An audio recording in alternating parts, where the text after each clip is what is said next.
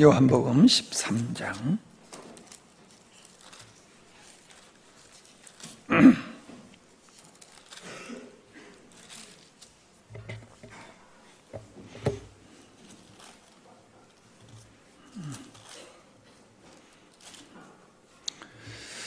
13장 31절부터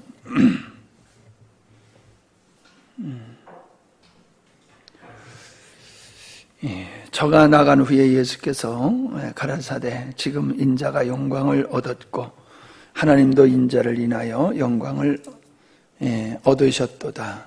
만일 하나님이 저로 인하여 영광을 얻으셨으면 하나님도 자기로 인하여 저에게 영광을 주시리니 곧 주시리라. 소자들아, 내가 아직 잠시 너희에게 너희와 함께 있겠노라. 너희가 나를 찾을 터이나 그러나 일찍 내가 유대인들에게 너희는 나의 가는 곳에 올 수도 없다고 말한 것과 같이 지금 너희에게도 이르노라. 새 계명을 너희에게 주노니 서로 사랑하라. 내가 너희를 사랑한 것 같이 너희도 서로 사랑하라. 너희가 서로 사랑하면 이로써 모든 사람이 너희가 내 제자인 줄을 알리라. 시몬 베드로가 가로되 주여 어디로 가시나이까? 예수께서 대답하시되 나의 가는 곳에 네가 지금은 따라올 수 없으나 후에는 따라오리라. 베드로가 가로되 주여 내가 지금은 어찌하여 따를 수 없나이까? 주를 위하여 내 목숨을 버리겠나이다. 예수께서 대답하시되 네가 나를 위하여 네 목숨을 버리겠느냐? 내가 진실로 진실로 네게 이르노니 닭 올기 전에 네가 3번 나를 부인하리라. 아멘.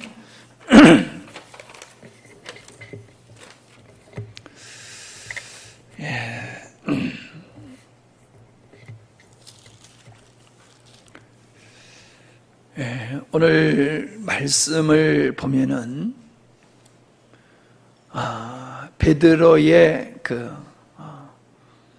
고백 앞에 우리 주님이 말씀하시는 말씀은 위로와 격려가 되는 말씀이 아니고 상당히 민망케 하는 말씀이고 위축되게 하는 말씀이다라고 하는 것을 우리가 볼 수 있습니다. 베드로는 주님을 죽는 데까지 따르겠다라고 고백을 할 때에 칭찬과 격려가 있어야 될 말씀이었지만은 주님은 도리어 나를 3번 부인할 것이다. 그런 말씀을 하셨습니다.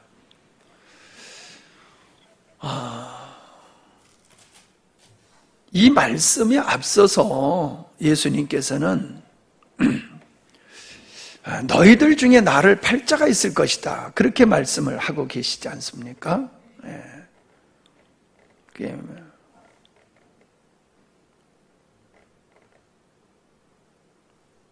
21절에 너희 중 하나가 나를 팔리라 하시니라. 이 말씀을 들을 때에 누가 제일 마음에 염려가 되고 걱정이 됐겠습니까? 아마 베드로였을 것입니다. 왜냐하면 그는 예수님께 사탄이라고 하는 소리를 이미 한번 들은 경력이 있지 않습니까? 그렇기 때문에 아무래도 이 너희 중에 나를 팔자가 있으리라라고 하신 말씀을 들을 때에 베드로는 가슴이 철렁했을 것입니다. 내가 아닐까? 그러니까는 가만히 있을 수 없고 예수님의 품에 의지하고 있었던 요한에게 한번 여쭤봐라. 그가 누구인지 한번 여쭤봐라. 그렇게 하는 모습을 볼 수가 있습니다. 그랬더니 예수님께서 떡을 한 조각 가지시고 찍어다가 조각을 찍어서 유다에게 주시게 되어지는 모습을 보게 되지 않습니까? 유대인들이 떡을 나눈다라고 하는 것은 아주 가까운 사이에 신분이 있는 그런 가까운 사이에 할 수 있는 행동이라고 합니다. 예수님께서는 유다를 끝까지 이렇게 사랑하시는 모습을 볼 수가 있습니다. 유다가 앞에서도 그랬죠. 다 씻었지만은 다는 깨끗한 자가 아니다 라고 하시는 말씀을 통해서 유다가 예수님을 팔 것을 예수님은 아셨지요.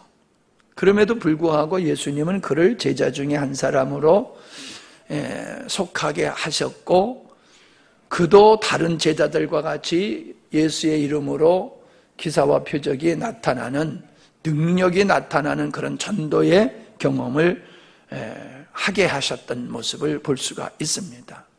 그리고 돈깨를 맡길 정도로 그를 다른 제자들과 차별하지 아니하고 동일하게 사랑하시고, 곧 있으면 당신을 팔 그였지만은 그에게 이렇게 사랑의 모습을 보이시는 주님의 모습을 볼 수 있습니다. 근데 걱정했던 베드로, 내가 아닐까 했던 베드로는 결국은 승리를 했지요. 그가 예수님을 모른다고 부인하고 도망갔었으니까는, 그도 유다와 같이 실패를 했지만은 그는 승리를 하지 않았습니까? 근데 유다는 승리를 하지 못했다는 거예요. 예수님께서 그 앞에 13장 1절에 자기의 사람들을 사랑하시되 끝까지 사랑하신다라고 하는 말씀은 유다나 베드로나 예수님을 부인하고 예수님을 팔 것을 전제로 하신 말씀이라는 거지요. 우리가 뭐 훌륭하고 완벽해서 하나님이 우리를 끝까지 사랑하는 그런 대상이 아니라, 예수님을 팔아버리고 예수님을 모른다고 3번씩이나 하면서 자기 살궁리를 찾고 부인하고 도망갈 그들을 예수님은 아시고 그걸 전제로 하면서, 그렇게 너희들이 나를 부인한다 할지라도 나는 너희들을 끝까지 사랑할 것이다, 그런 말씀을 하신 것이거든요. 그런데 유다는 결국 멸망을, 그는 목을 매서 죽게 되었고, 베드로는 회개하고 돌아오게 되어진 이 결과를 볼 때에 유다와 베드로는 차이가 있다는 거지요. 유다는 어떤 것이었습니까? 자기 의를 세워가는 사람이에요. 그러니까 유다는 예수님을 통해서 혁명, 소위 말해서 혁명을 통해 가지고 자기가 원하는 독립국가를 세우기를 원했던 그 희망을 가지고 예수님을 쫓았던 사람이거든요. 근데 그게 이루어지지 아니하니까는 결국 예수님을 그가 팔았다라고 하는 것이지 않습니까? 팔았을 뿐만 아니라 그가 자기의 행동이 잘못되었다라고 하는 걸 깨닫게 되지요. 그래서 의로운 피를 흘리게 됐다라고 그가 고백을 하면서 돈을 성전에다 갖다 도로 주고 나와서 그가 목을 매서 죽게 되어지는 이것은 자기 의가 굉장히 강한 사람이라는 거죠. 내가 행한 것에 대한 내가 책임을 짓는다. 내가 예수님 앞에 이러한 잘못을 저지른 내가 그냥 살 수 없다. 이런 죄값은 내가 받아야 된다. 뭐 그런 마음이지 않겠습니까? 결국 그는 자기 의를 세우기 위해서 자기의 잘못을 자기가 책임지는 그런 모습으로 그가 목을 맸다라고 하는 것이잖아요. 이게 사실은 예수님을 팔아버린 것보다도 더 나쁜 것이지요. 예수님을 판 거나 베드로가 예수님을 부인한 거나 거기가 거기거든요. 근데 베드로는 회개했지만 이 사람은, 유다는 회개하지 못한 것은 인본주의라는 거예요. 인본주의. 자기 의를 쌓는 거예요. 자기 의를. 자기 목적을 위해서 그는 투쟁을 했고 예수님을 쫓았고, 예수님을 주라고 고백하지 아니하고 랍비라고 고백하면서 그는 철저하게 자기 의를 쌓고 자기 목적을 위해서 예수님을 쫓다가 안 되니까 팔아버리고 결국 자기가 책임지겠다고 하면서 자살까지 하지 않았냐는 거죠. 이 잘못된 사고방식, 잘못된 신앙의 구조가 그는 하나님 앞에 회개할 수 있는 기회를 놓쳐버렸다라고 하는 거지요. 예수님께서 떡 한 조각을 찍어다 주실 때에 그가 정말로 회개하고 주님께 돌아왔으면 얼마나 좋겠습니까? 그러나 그는 예수님을 떠나고, 여기 30절에 보니까는 유다가 그 조각을 받고 곧 나가니 밤이더라. 그러니까 예수님이 떡 조각을 주실 때에 그걸 받아 먹으면서 그가 내가 예수님을 잘못 쫓았구나, 예수님을 쫓은 목적이 잘못된 거구나, 이렇게 회개했으면 얼마나 좋았겠어요. 근데 그는 떡 조각을 받고 예수님을 떠나버렸다는 거죠. 예수님을 떠나버렸다는 거예요. 더 이상 이제 당신과 나는 이제 끝이다. 나는 더 이상 당신을 쫓지 않겠다. 그리고 그 길로 가서 예수님을 팔아버리게 되지 않습니까?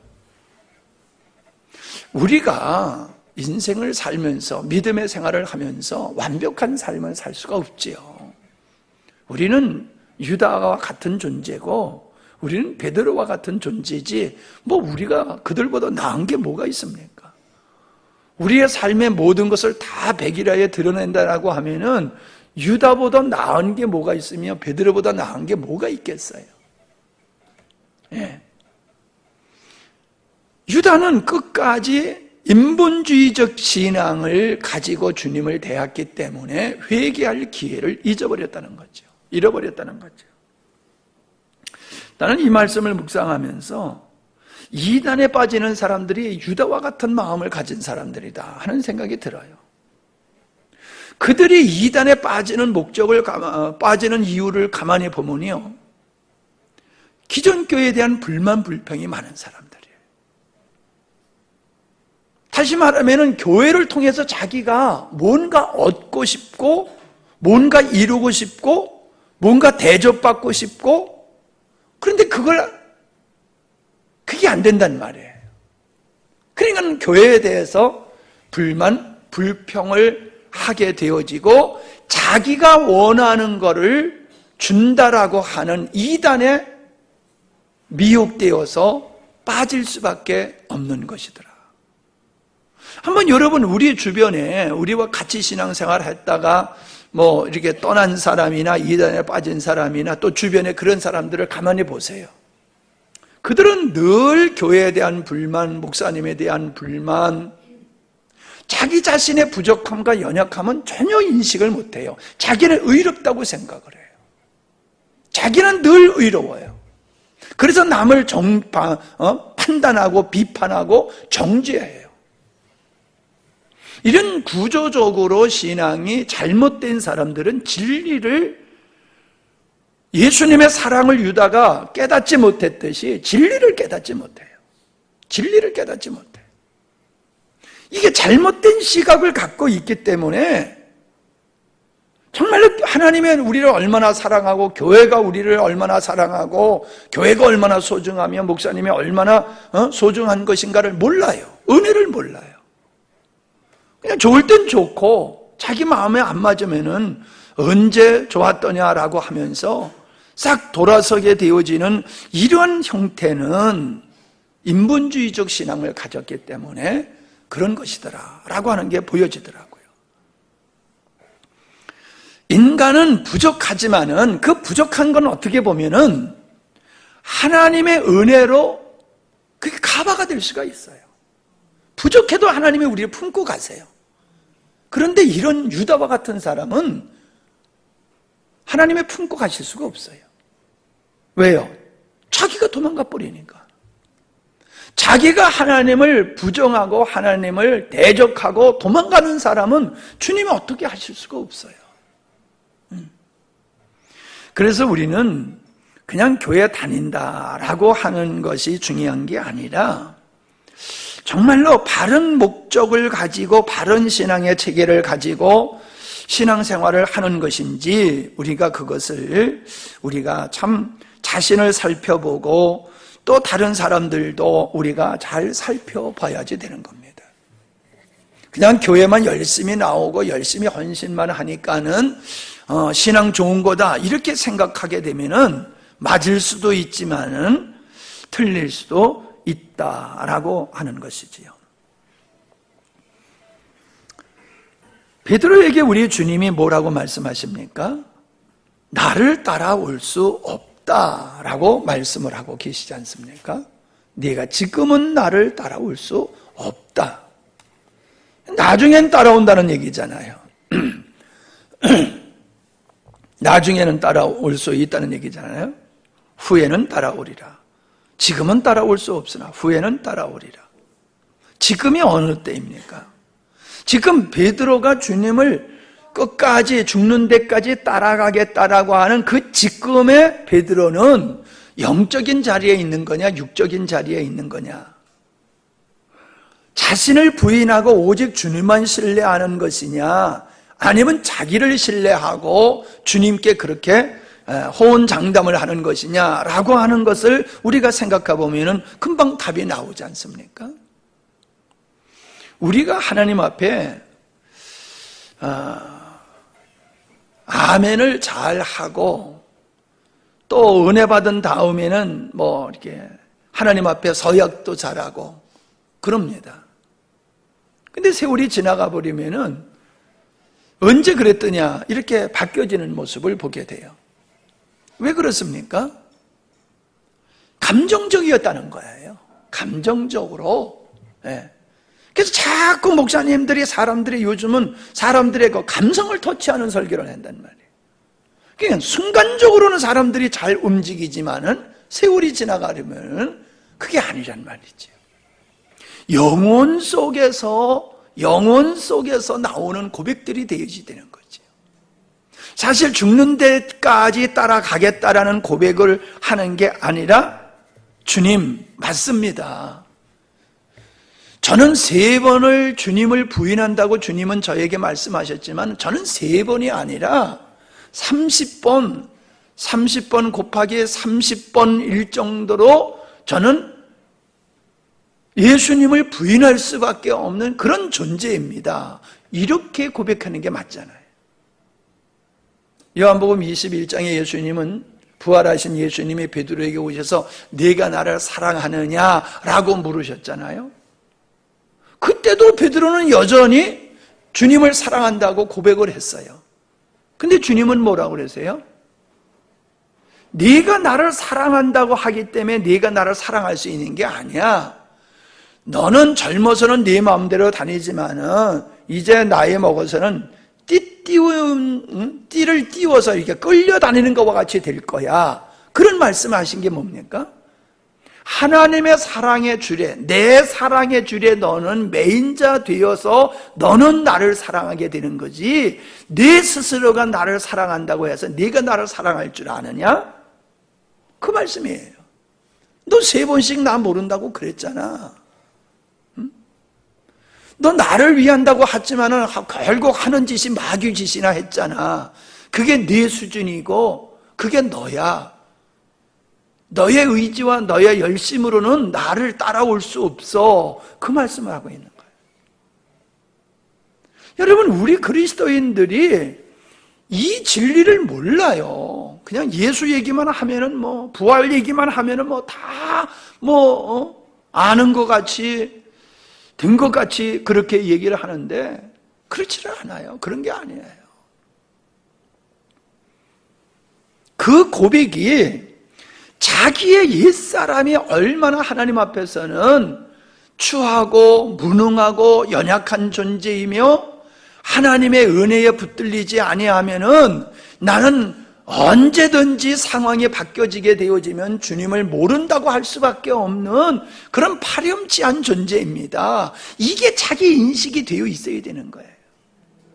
그래서 너희 중에 나를 팔자가 있으리라 할 때 화들짝 놀랬던 이 베드로와 같이 우리들에게는 그런 자세가 있어야 된단 말이에요. 다른 사람이 넘어지는 걸 보면서 화들짝 놀래야 돼요. 왜 저래? 예수 믿는 사람이 왜 저래? 목사가, 장로가, 권사가 왜 저래? 이러면 이거 잘못된 거예요. 그러면 벌써 그 사람은 자기 의에 빠진 사람이에요. 자기 의. 자기는 의롭다고 생각하고 자기는 완벽하다고 생각하는 거예요. 저는 오늘날 이 시대가 안 믿는 사람들이야 뭐 그러리라 할 수밖에 없지만은 믿는 사람들까지라도 보면은 세상의 풍조에 휩쓸려 가지고 교회 안에서 그야말로 투쟁을 하고 데모를 하고 그래요. 예를 들어서 세습 같은 문제가 대표적인 것이란 말이죠. 왜 세습을 세상에서 회장이 자기 아들한테 주식 물려주고 회사 물려주는 것은 투쟁을 안 해요? 그것도 세습이잖아요. 그건 투쟁 안 하잖아요. 당연한 거로 여기잖아요. 아니, 그러면 목사님이 자녀에게 교회를 물려주는 건 그건 잘하는 겁니까? 아니, 난 잘했다는 얘기를 하는 게 아니에요. 이게 잘못됐으면 저것도 잘못됐는데 왜 세상 바깥에서 잘못하는 것에 대해서는 아무 말도 하지 아니하고 아무 말도 하지 아니하고 교회에서 목사님이 교회에서 잘못하는 것만 그렇게 어떻게 용감하게 지적을 하고 데모를 하고 시위를 하고 그러냐 말이에요. 정당한 절차에 의해서 교회가 하면 그건 문제가 안 되는 거예요. 그건 잘못된 절차와 잘못된 목적에 의해서 하는 것이 잘못된 것이지, 모든 교회가 그게 좋아가지고 그렇게 청빙을 해가지고 하는 거는 문제될 게 없는 거란 말이에요. 근데 큰 교회는 문제되고 시골 교회에서 하는 거는 또 문제가 안 돼. 원칙이 없잖아요. 부를 세습한다고 생각한다면 부를 목회자, 큰 교회 목회자가 자녀에게 교회를 물려주면은 후계자로 삼으면 그건 부를 계승해 주는 거라고 생각하기 때문에 그렇게 투쟁하는 거잖아요. 그런 부분이 있긴 있겠지요. 뭐 없다고 말할 수는 없겠지요. 그러나 내가 얘기하는 것은 투쟁하는 시위하는 그 자체가 잘못됐다라고 얘기하기 전에 우리가 근본을 먼저 생각해야 된다는 거예요. 근본. 그럼 내가 누구를 판단하고 비판하고 정죄하기 전에 너는 하나님 앞에서 얼마나 영적으로 바로 서 있냐는 거예요. 지금 베드로가 실수하는 것과 같은 주를 위한다고 하지만 마귀짓이었고 주님을 쫓는다고 하지만 3번씩이나 부인할 수밖에 없는 그런 나약한 옛사람의 모습을 가지고 자기는 의롭다고 생각하고 다른 사람은 의롭지 못하다고 생각하면서 그걸 백일하에 드러내고 그거를 투쟁하고 이런 것은 잘못됐다는 거지요. 먼저 우리의 자신을 살펴봐야 된다는 거지요. 누군가가 잘못했을 때에는 그것을 지적하기 전에 먼저 자기 자신을 성찰하는 자세를 갖고 정말로 내가 죄인입니다라고 하는 그런 마음을 가지고 무슨 일을 해도 해야 된다는 거예요. 그러면 예를 세습을 얘기했지만은 주님 앞에서 자기 자신을 성찰하게 되면요 용서를 하게 되지 돌을 던지게 되지는 않아요. 용서를 하게 돼. 근데 오늘날 교회들은 용서를 할 줄 몰라요. 아니 예수님께서도 정죄하지 않으셨잖아요. 그런데 요즘 오늘 교회 안에서는 예수님보다도 의로운 사람들이 더 많아가지고 용서할 줄 모르고 긍휼히 여길 줄 모르고 그냥 정죄를 쉽게 하는 사람들이 많아요. 근데 사실은 그런 사람들이 교회를 무너뜨리기 위해서 일부러 침투한 사람들일 수가 있어요. 그래서 들어와가지고 선동해가지고 아무것도 모르는 성도들을 충동질을 시켜가지고 교회에 분란을 일으키는 이런 사람들이 있는 게 사실이에요. 그러니까 이 성도들이 믿음이 부족해서 그런 사람도 있겠지만은 의도적으로 그렇게 해가지고 큰 교회를 분란을 일으켜가지고 교회를 혼란스럽게 만들고 사회의 지탄의 대상으로, 적폐의 대상으로 국민들이 인식하도록 하는 이 간첩과 같은 이런 존재들이 있다는 거예요. 사실이 있어요. 그런 그들이라고 하지만은 우리 성도들은 분별을 해야 되잖아요.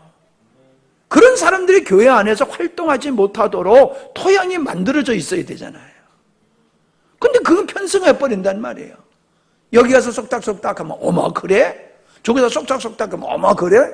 그래가지고 그런 물결이 하나 돼가지고 교회를 쑥대밭으로 만드는 이러한 그런 악한 세력과 영들도 잘못이지만은 분별하지 못하고 그런 사람들과 편승해가지고 교회를 혼란스럽게 하는 것은 안 좋은 거예요. 여러분 종종 얘기합니다마는 우리나라에서는 정치하는 사람이나 교회 안에 지도자들이나 한 번 잘못했다면 아주 매장이 돼버려요. 끝장이 나버려요. 그러면 그게 기독교적인 거예요? 하나님은 다윗을 용서하시고 그를 내 마음에 합한 자라 내 뜻을 그를 통해서 이루겠다라고 하면서 그 파렴치하고 못된 다윗이 회개했을 때 그를 용서하시고 그를 들어서 위대한 왕으로 그리스도가 태어나는 그 족보의 한 사람으로 세우셨잖아요. 기생 라합이 그런 사람이잖아요. 룻이 그런 사람이잖아요. 예수님의 족보에 보면은 형편없는 사람들이 있잖아요. 근데 주님은, 하나님은 그들을 다 용서하시고 그들을 새롭게 섰을 때 그들을 구원의 역사에 사용하셨잖아요. 그게 기독교의 복음의 진리고 사랑의 능력이라는 거지요. 근데 오늘날 교회는 용서가 없어요. 우리 사회는 용서가 없어요. 한 번 잘못했다고 하면 그때로 끝나는 거예요. 여러분, 그렇게 과연 우리 흔한 얘기로 그때는 그랬습니다. 그렇다고 그게 옳은 거냐? 그런 건 아니지만은 어쩔 수 없잖아요. 우리들은 수준이 사회적인 정서가 그렇고 아닌 건데도 그거를 용납하는 사회적인 그러한 분위기 속에서 어떠한 그 잘못, 예를 들어서 뭐예요? 다운 계약서를 쓴다든가, 이렇게 주민등록지를 옮긴다든가, 등등. 그런 거는 과거에는 그냥 그게 다반사로 모든 사람이 그렇게 했기 때문에 그걸 잘못된 거지만 잘못됐다고 인식을 하면서 하지를 않고 그냥 의례적으로 했었잖아요. 그게 잘했다는 얘기가 아니에요.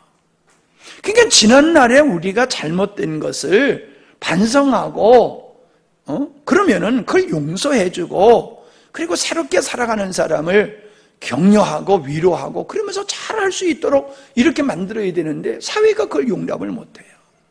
교회에서도 용납을 못하고요. 그러니까 이게 주님의 모습이 아니라 율법의 모습이고 사단의 모습이라는 거죠. 저는 이런 걸 볼 때에 참 회개하는 역사가 일어나야 되는데, 회개하는 부흥의 역사가 일어나야 되는데 돌을 던지는 일을 통해서 사회를 정화하겠다라고 하는 것은 이거는 말도 안 되는 얘기다, 될 수 없다라고 하는 것을 저는 생각합니다. 후회는 따라올 수 있다. 후회가 언제입니까? 바로 오순절 성령 이후의 모습이지요. 성령의 임하심으로 말미암아 베드로의 옛사람은 죽어버리게 된 거예요.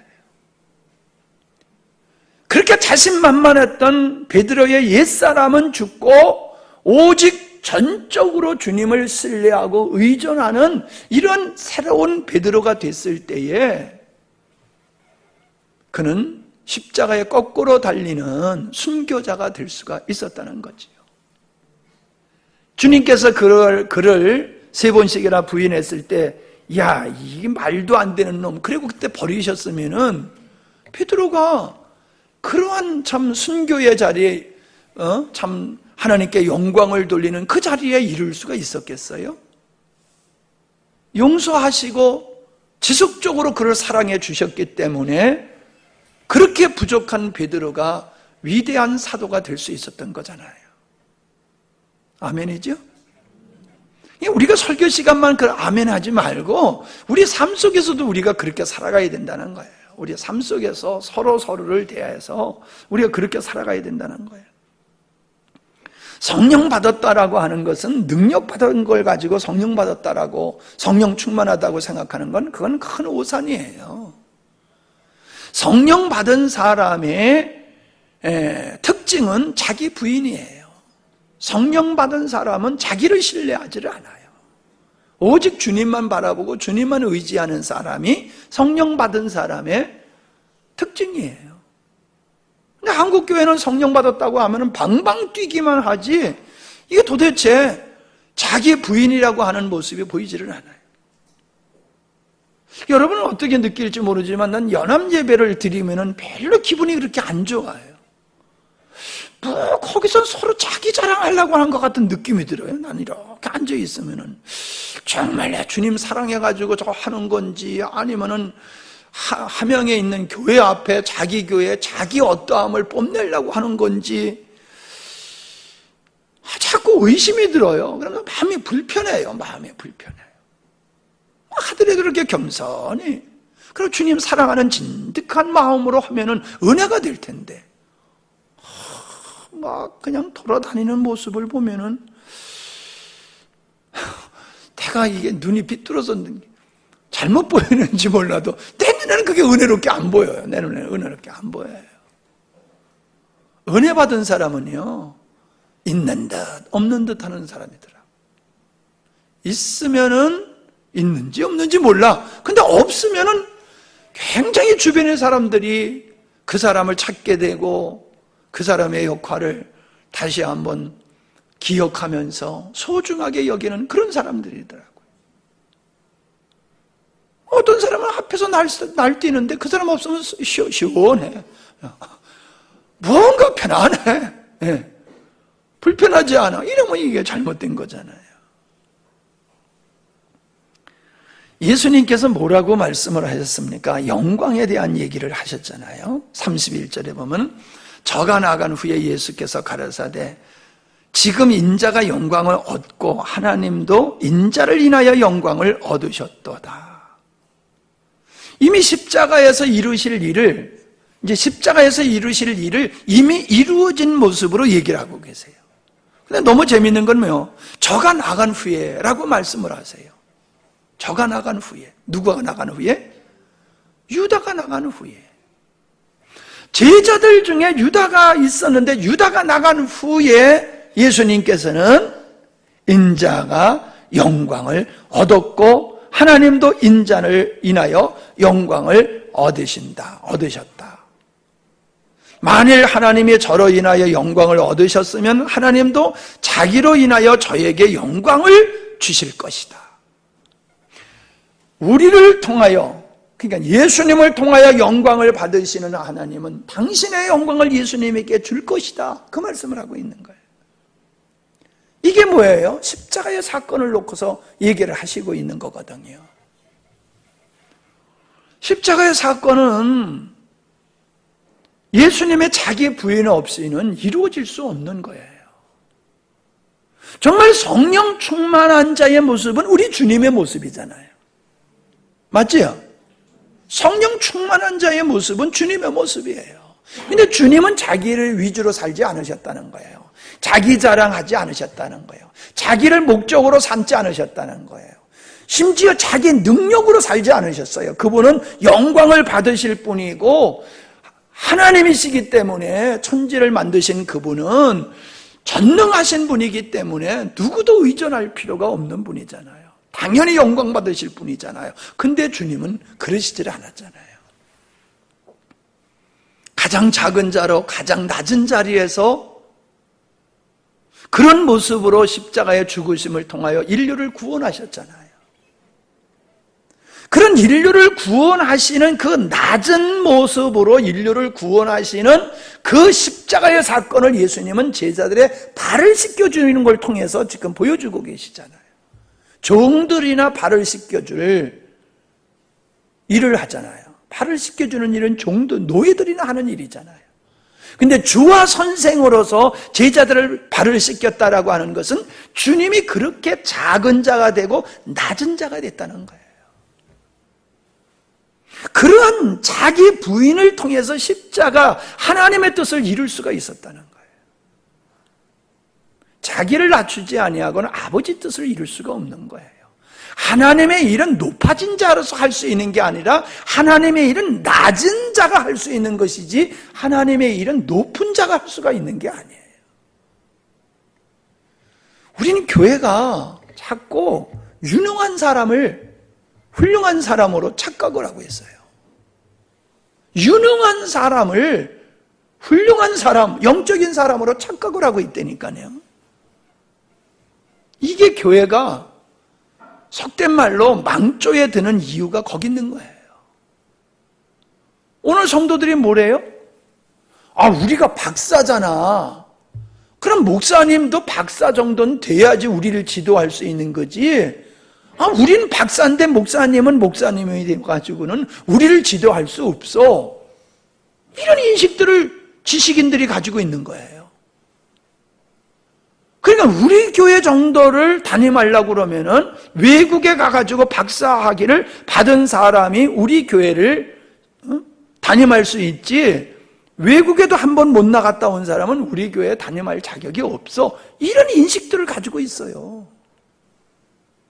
내가 그랬잖아요. 아무개 목사님은 우리 교회 밥그릇이 안 된다고. 그런 얘기를 하더라고요. 내가 봤을 때는 지도 별게 아니야. 내가 봤을 때 속된 말로 내가 더 이상 말을 못하겠지만 야, 니는 내놓을 게 뭐가 있냐 그러고 싶더라고요.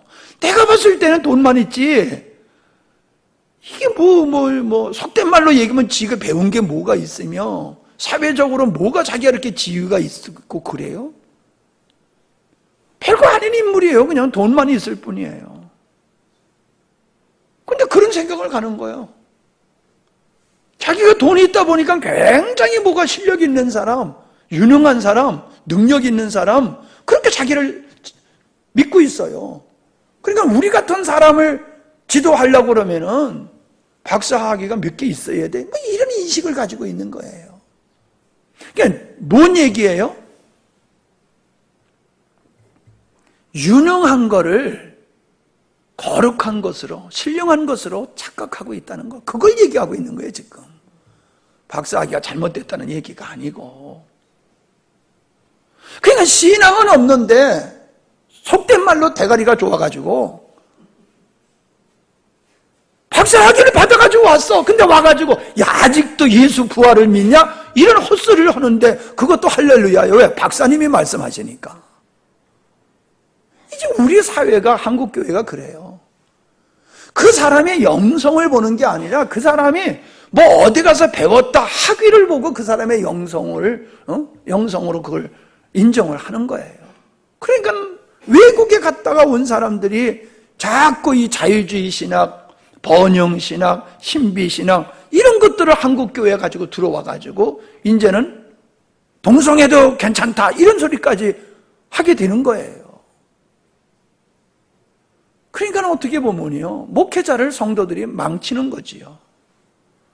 정말로 목사님이 바른 말씀을 전하시고 정말로 주님 앞에서 바로 서는 이런 목사님을 존중히 여기고 소중하게 여기고 그런 분들을 대접을 하고 그래야 되는데 그런 분들은 우습게 여기고 이러다 보니까는 그러든지 말든지 또 목사님들은 그냥 자기 길 가야 되는데 큰 교회 가서 또 목회하고 싶으니까 자꾸 그냥 그런 데 가서 억지로 하다가 안 되니까 가짜 박사박이가 와가지고 또 하여튼 미안한 얘기지만 세상에 가짜 박사가 제일 많은 게 목사님이래잖아요. 예? 다른 데도 가짜 박사가 많대. 근데 제일 많은 게 목사님들이 가짜 박사가 제일 많다고 그래요. 내가 봐도 그런 사람들 많아. 1,000만 원, 2,000만 원만 주면은 박사학위 받아. 응? 뭐 고생할 필요 없잖아. 열심히 돈 벌어가지고 1,000만 원, 2,000만 원 주면 박사 되는데 막 그런 걸 가지고 또 폼 잡는 걸 보면 더 아주 그냥 그만합시다. 이게 서로 망하는 거예요. 서로 망하는 거예요. 이게 한쪽이라도 이게 좀 나야지 이게 좀 제대로 쓰는데 주거니 받거니 하면서 한국교회가 이러다 보니까는 한국교회가 이렇게 혼탁해지고 힘들어졌다. 저는 그렇게 봅니다. 유능한 거 필요하지요. 그러나 유능한 것을 주님이 원하시는 게 아니라는 거예요. 열심히 있고 유능한 걸 원하는 게 아니에요. 믿음의 사람을 주님이 원하시는 줄 믿으시기 바랍니다. 주님이 뭐라고 그랬어요? 서로 사랑하라. 우리는 이 서로 사랑하라라고 하면 벌써 우리는 인간적인 사랑을 먼저 많이 생각을 해요. 그죠? 인간적인, 서로 사랑하라 그러면은 인간적인 사랑을 더 많이 먼저 이 생각을 한다고요. 이 참사랑이 뭐냐라고 하는 쪽으로 생각하기보다는 그냥 구제하고 도와주고 어려운 사람 뭐 이런 쪽으로만 먼저 생각한다고요. 그러니까 기독교가 박애주의로 전락을 해버리는 거지요. 사랑을 베푸는 단체가 돼버리는 거예요, 기독교가.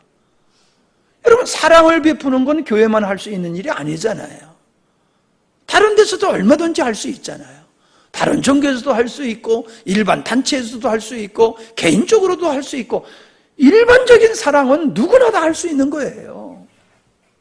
근데 여기서 말씀하고 있는 주님이 서로 사랑하라고 하는 것은 인간의 수준의 사랑을 얘기하고 있는 게 아니잖아요. 하나님을 모르는 사람들끼리 하는 그런 사랑을 얘기하고 있는 게 아니잖아요. 하나님을 목숨을 다하여 사랑하는 그런 사랑을 가지고 형제를 내 몸과 같이 사랑하는 그 사랑을 얘기하고 있는 거잖아요. 이 사랑은 어디서 나오는 겁니까? 하나님 사랑 자기 부인에서 나오는 거예요. 하나님을 사랑하는 사람은 그 하나님을 사랑하는 능력이, 하나님의 사랑은 어떤 사랑이에요? 어떤 사람도 품었잖아요. 정죄한 게 아니잖아요.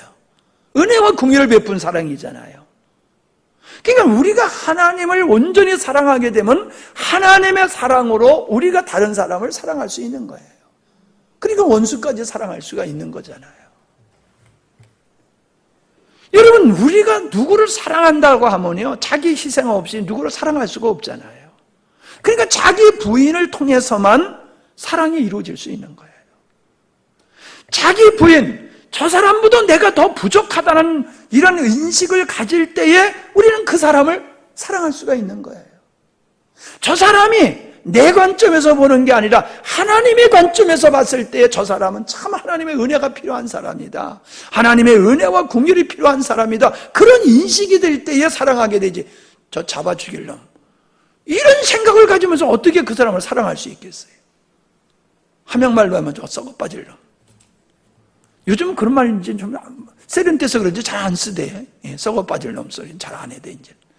난 처음 와가지고 그 소리를 듣는데 그냥, 아따, 얼마나 쌀벌한지 말이야. 썩어 빠질 놈.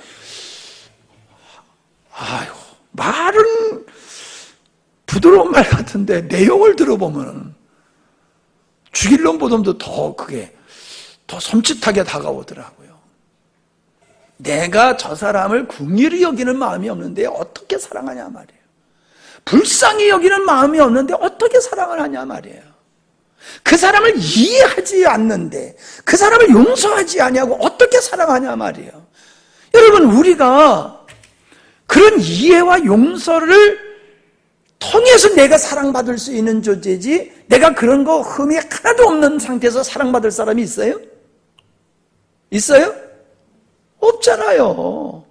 내가 사랑을 받으려고 그러면은 아내가 나를 이해하고 남편이 나를 이해하고 자녀를 이해하고 부모님을 이해하고 용서하고 그래야지 내가 사랑을 받을 수 있는 자가 되지. 내가 완벽해가지고 남편 사랑, 아내 사랑, 자녀 사랑, 부모 사랑, 형제 사랑 받을 사람이 어디냐 말이에요. 그러니까 내가 사랑할 때에도 내가 사랑의 사람이 되었을 때에 그 사람이 이해가 되고 그 사람이 용서가 되고 그 사람을 궁일이 여기는 마음이 우리에게 생길 때에 우리는 그 사람을 사랑하게 되는 줄로 믿습니다. 아멘? 이런 사랑을 우리가 해야 된다는 거예요. 주님이 서로 사랑하라라고 하는 말씀은. 그 사랑을 내가 주와 선생이 되어서 내가 너희들의 발을 씻기는 이 죄 사함을 했던 것 같이 그렇게 낮은 자리에서 모든 사람을 그렇게 섬기라는 거예요. 아멘? 그럼 거기 천국이 이루어질 수밖에 없잖아요. 거기에 하나님의 나라가 이루어질 수밖에 없잖아요. 우리가 사랑을 쉽게 얘기한다고 해서 내가 사랑할 수 있는 사람이 된 건 아니에요. 사랑 얘기를 정말 교회에서 가장 많이 하는 곳이지만은 교회가 주님의 사랑을 베풀고 있는가 하는 것을 생각해 보면 아까 조금 전에 제가 얘기를 했듯이 교회가 주님의 사랑으로 서로 사랑하는 게 아니에요. 제가 목사님을 두둔해 가지고 하는 얘기가 아니라 목사님도 인간이기 때문에 실수할 수 있고 넘어질 수 있고 잘못할 수 있어요. 그러면 여러분 어떻게 해야 됩니까? 그럼 쉽게 얘기해서 여러분 부모님이 잘못했으면 어떻게 해야 됩니까? 동네방네 프랭카드 써들고 돌아다니면서 우리 어머니 사퇴하라, 우리 아버지 사퇴하라, 더 이상 아버지 노릇하지 말아라, 엄마 노릇하지 말아라, 그리고 성토할 수 있어요? 그럴 수 없잖아요. 여러분 목회자와 성도의 관계가 저는 그런 관계라고 저는 믿어요.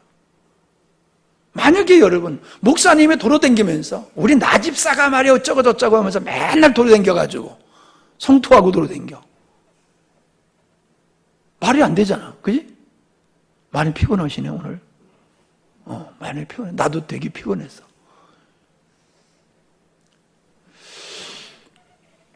제가 목사님하고 장로님의 관계는 부부관계가 같이 돼야 된다 이런 얘기를 하잖아요.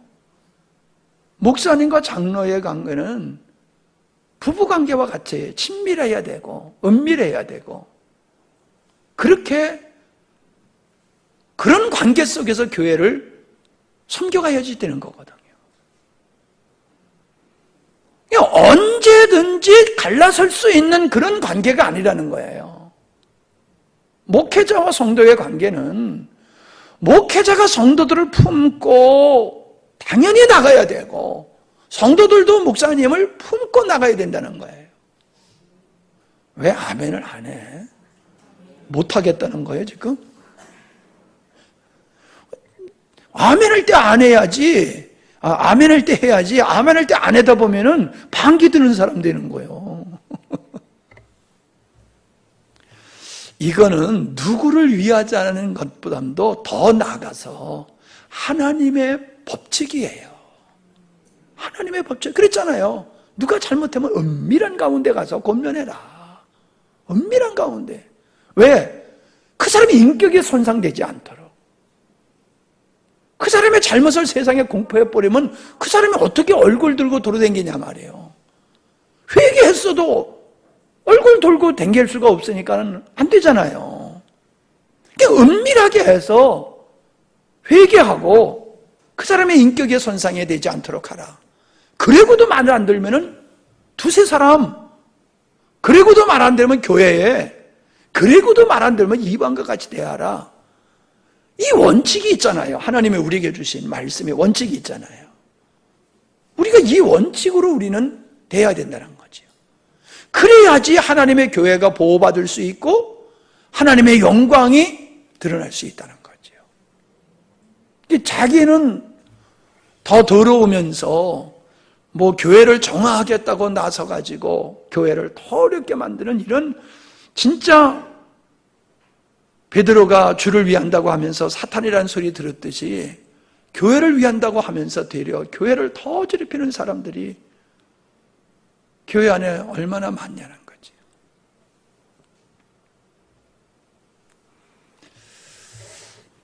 우리는 사랑이 인간적인 사랑이 아니라 주님의 사랑이 필요한 줄로 믿습니다. 주님의 사랑. 우리 인간적인지라 자꾸 인간적인 사랑이 나가요. 그래도 자꾸 우리는 주님의 사랑으로 바꿔가야 되고 주님의 사랑으로 승화해야 될 줄로 믿습니다. 주님의 사랑은 포기가 없는 사랑이죠. 인간의 사랑은 포기해요. 인간의 사랑은 변질돼요. 근데 주님의 사랑은 끝이 없고 변함이 없어요. 그런 사랑을 하라는 거예요. 그런 사랑. 그런 사랑. 교회가 성도의 숫자가 많아서 큰 교회가 아니에요. 주님이 원하시는 큰 교회는 주님의 마음으로, 주님의 사랑으로 서로 사랑할 때에 그게 큰 교회가 되는 거예요. 우리는 전통과 유전을 따르면 안 된다라고 말은 하지만은 우리는 얼마나 전통과 유전에 많이 길들여 있는지 몰라요. 그리고 주님이 주시는 감동들이 자꾸 개발되어지고 풍성해야 되는데 주님이 주는 감동이 정지가 돼버렸어. 주님이 주시는 사랑과 감동에 의해서 우리는 사랑을 베풀어야 되는데 주님이 주시는 감동이 없다는 말이에요. 주님이 주시는 감동이. 그러니까 말로만 사랑하는 거야, 말로만. 예? 정말로 우리들의 마음속에 한번 생각해 보세요. 주님이 주시는 감동이 있냐는 거예요. 주님이 주시는 감동이.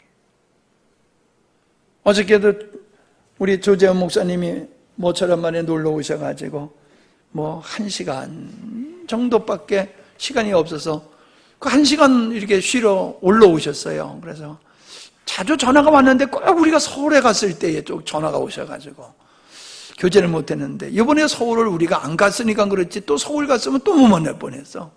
근데 오셔가지고 이제 얘기를 하다가 어떻게 이혜진 사모는 잘 있어요? 이래가지고 이제 얘기가 나왔어요. 그 얘기를 하는 것 중에서 이제 뭔 얘기를 했냐면은 그 개척계를 도와주는 사람은 누가 협력하고 누가 도와주느냐 하면은 가난한 사람이 도와준다는 거예요. 넉넉하지 않는 사람이 도와준다는 거예요. 좀 힘있고 넉넉한 사람은 안 도와준대요. 생각지도 않았던 사람들이 지난번에도 올라가는데 쌀을 가지고 가야 되는데 쌀을 안 가지고 올라갔어. 깜빡하고. 그랬더니 어떤 집사님이 쌀을 20kg짜리 2개를 들고 오셨다고 그러는데 그분은 그렇게 잘 사는 분도 아니고 그렇게 친했던 분도 아니고 그냥 그랬던 분이래요. 근데 그분이 쌀을 가지고 온 거야. 쌀이 다 떨어졌어. 그 집엔 사례가 없으니까 쌀 떨어지면은 그냥 가만히 있어야 돼. 그냥 하나님께서 그의 마음속에 감동을 주셔가지고 쌀 20kg 2개 들고 오게 하셨더란 말이에요. 그런 감동이 우리에게 있어야 된단 말이에요. 하나님이 나에게 감동을 주셔서 누구를 돌아볼 마음을 주시고 누구를 살필 마음을 주시고 누구를 위해서 기도할 마음을 주시고 누구를 섬기고자 하는 마음, 이런 마음들이 주의 영 안에서 이게 오늘 왜 이렇게 길어지냐? 이게 벌써 설교가 길어지네. 주님이 감동 주시는 게 있어야지 돼. 근데 주님이 주는 감동이 없어. 그러면서 맨날 입으로만 사랑 얘기해. 그러면 사랑이 이루어질 수가 없는 거지요. 주님이 주시는 감동에 의해서 우리가 순종할 때에 사랑이 실천되는 줄로 믿습니다. 우리 서로가 우리 천국까지 같이 갈 사람이잖아요. 그죠? 우린 천국 가서는 한솥밥 먹고 살 사람이야. 지금은 우리가 따로 밥 먹고 살지만은 천국 가면은 한솥밥 먹고 살 사람이라니까.